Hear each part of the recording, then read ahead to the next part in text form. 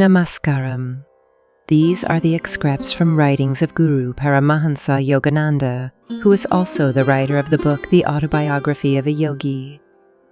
He is Indian Hindu monk, yogi and a guru who introduced millions to the teachings of meditation and Kriya Yoga through his organization Self-Realization Fellowship and Yogoda Satsanga Society of India. At the end of this video, you can find affirmations based on the writings. Jai Guru and happy learning to all of you. If you like our content, click like and subscribe for further videos.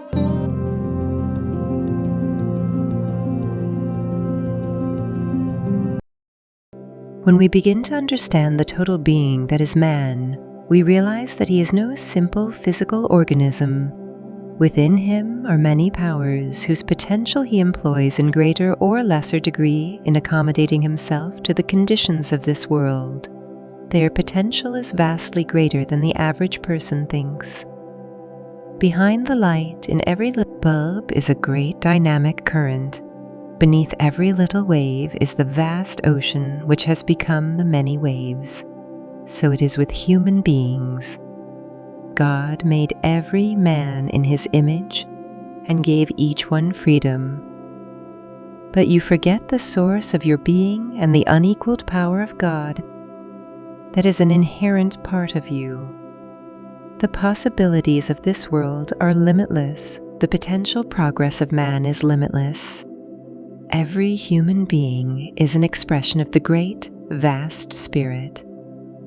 Since you are a manifestation of Spirit, you should make an effort to express your infinite potentialities. What you are is much greater than anything or anyone else you have ever yearned for. God is manifest in you in a way that he is not manifest in any other human being. Your face is unlike anyone else's. Your soul is unlike anyone else's. You are sufficient unto yourself, for within your soul lies the greatest treasure of all, God. All great teachers declare that within this body is the immortal soul, a spark of that which sustains all. Whence does our true personality derive? It comes from God. He is absolute consciousness, absolute existence, and absolute bliss. By concentrating within, you can directly feel the divine bliss of your soul within and also without. If you can stabilize yourself in that consciousness, your outer personality will develop and become attractive to all beings. The soul is made in God's image, and when we become established in soul awareness, our personality begins to reflect His goodness and beauty. That is your real personality. Any other characteristics you display are more or less a graft. They are not the real you. Analyze yourself. Something within you is always prodding you to seek that something else which seems to be missing in your life. In the inner self of all human beings is a deep-seated need for achievement. Why? Because we have fallen away from the Father's bosom. We have wandered away from our eternal home in God, and we long to regain that lost perfection. The soul is absolutely perfect, but when identified with the body as ego, its expression becomes distorted by human imperfections. Yoga teaches us to know the divine nature in ourselves and others. Through yoga meditation, we can know that we are gods. The moon's reflection cannot be seen clearly in ruffled water, but when the water's surface is calm, a perfect reflection of the moon appears. So, with the mind, when it is calm, you see clearly reflected the mooned face of the soul. As souls, we are reflections of God. When by meditation techniques we withdraw restless thoughts from the lake of the mind, we behold our soul, a perfect reflection of Spirit, and realize that the soul and God are one. Self-realization is the knowing in body, mind, and soul that we are one with the omnipresence of God, that we do not have to pray that it come to us, that we are not merely near it at all times, but that God's omnipresence is our omnipresence, that we are just as much a part of Him now as we ever will be. All we have to do is improve our knowing. Focus your attention within. You will feel a new power, a new strength, a new peace in body, mind, and spirit. By communing with God, you change your status from a mortal being to an immortal being. When you do this, all bonds that limit you will be broken. Mines of power lie unexplored within you. You use this power unconsciously in all things you do, and you achieve certain results.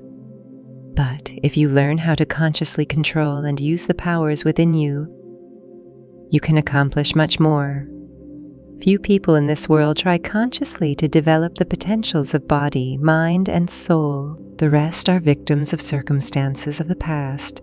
They plod on, pushed by past wrong habits, helplessly going down under their influence, remembering only, I am a nervous man, or I am a weakling, or I am a sinner, and so on. It lies with each one of us to cut with the sword of wisdom the cords of our bondage, or to remain bound. One of the illusions of life is to continue to live helplessly. As soon as you say, it's no use, it becomes so to think you cannot change at will is delusion. Our little minds are part of the omnipotent mind of God. Beneath the wave of our consciousness is the infinite ocean of His consciousness. It is because the wave forgets. It is a part of the ocean that it becomes isolated from that oceanic power. As a result, our minds have become weakened by our trials and material limitations. The mind has stopped its work. You will be surprised how much it can do if you cast off the limitations you have put on it. Why limit your capability to the adage, don't bite off more than you can chew? I believe you should bite off more than you can chew, and then chew it. The mind is like an elastic band.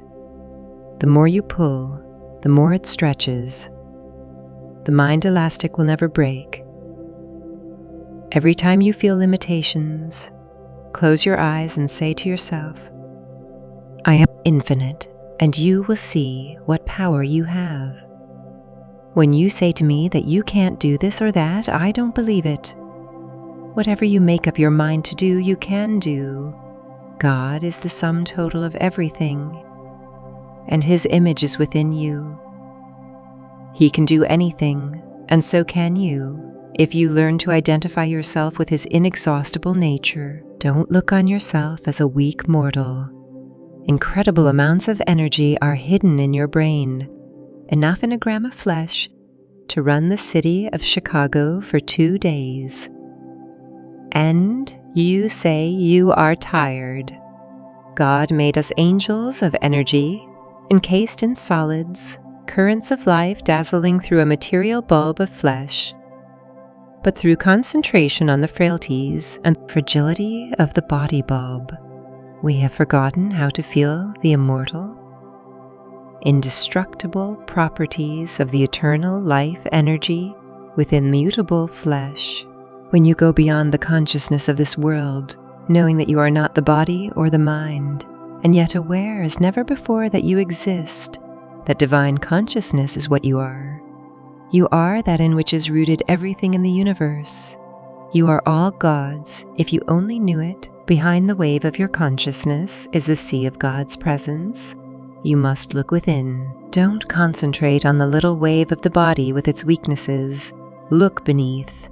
As you lift your consciousness from the body and its experiences, you will find that sphere of your consciousness filled with the great joy and bliss that lights the stars and gives power to the winds and storms. God is the source of all our joys and of all the manifestations in nature. Awaken yourself from the gloom of ignorance.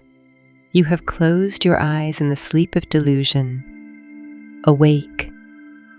Open your eyes and you shall behold the glory of God. The vast vista of God's light spreading over all things. I am telling you to be divine realists, and you will find the answer to all questions in God. You can now slowly say this affirmations to yourself. or out loud or right before you go to sleep. O Father, break the boundaries of the little waves of my life, that I may join the ocean of thy vastness. I am submerged in eternal light. It permeates every particle of my being. I am living in that light. The divine spirit fills me within and without.